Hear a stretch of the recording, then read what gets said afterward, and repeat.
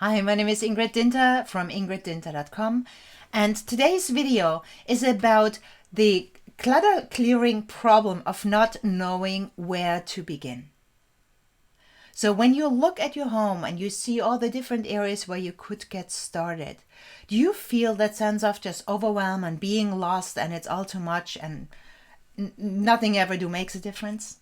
Okay, tune into that feeling for a moment. Notice that in your body and just acknowledge that feeling of wanting to throw your hands up in the air and say, gosh, there's nothing I can do. I don't even know where to start.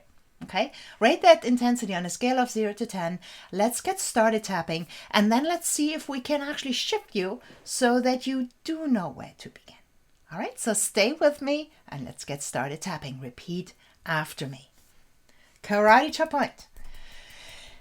Even though I don't know where to begin, there's so much stuff in my house, and it all needs to be addressed at some point.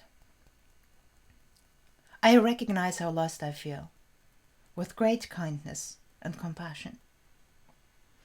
And even though I don't even know where to begin, there is way too much to do and not enough time. And maybe I feel like I don't have any help. I acknowledge these problems and feelings with respect and kindness. And even though this is a huge task for me, I don't know where to begin. And I feel lonely and lost in all of it. I completely love and accept who I am. Top of your head, I have no idea where to begin. Inside of the eyebrow, it is just so much work. Outside of the eye, way too much work. Under the eye, it is so much to do.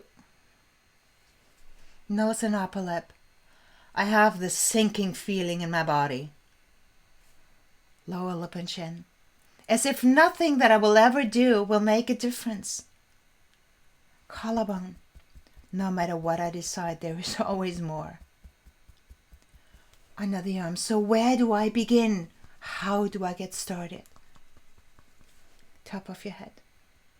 And after I started, how do I keep it up? Because the last thing I want is to fall back and bring more clutter into my home. Take a breath. Did this help you calm the nerves a little bit? I hope it did. Tune into your body, see if you notice a change. Notice a change in the emotion that you feel. If something else comes up, just repeat the tapping sequence. Fill in that new feeling, that new physical sensation in your body, and just do another round. Okay? And then we just tap again, top of your head. I wonder if it's true that there is no place to start. Inside of the eyebrow. There's got to be one way. Outside of the eye, or at least some good way. Under the eye. It's impossible that I can't tackle this task. Nose and upper lip. There's got to be a way that I can make this work.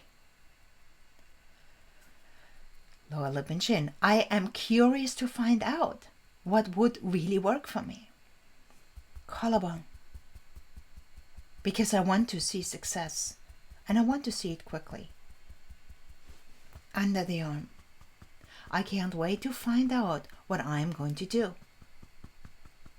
Top of your head, to tackle these problems once and for all. And even though I was so overwhelmed and I felt so stuck a second ago, I choose to get started in baby steps. Take a breath. So, I think we've rattled loose a little more energy. So what could work for you? Here is a suggestion, and you will see this in the Ultimate Clutter Cleanse workbook. Start with the room that is easiest to clean. And start with the items that are easiest to toss. Easy is the point, not difficult. If you jump into the basement with bins and bins and bins, of course you get overwhelmed. But if there is, let's say, a hallway that really just has 4 pairs of shoes and maybe a few coats and a thing here and a thing there, start and clean it up with purpose and joy. Just make sure it's a clear space.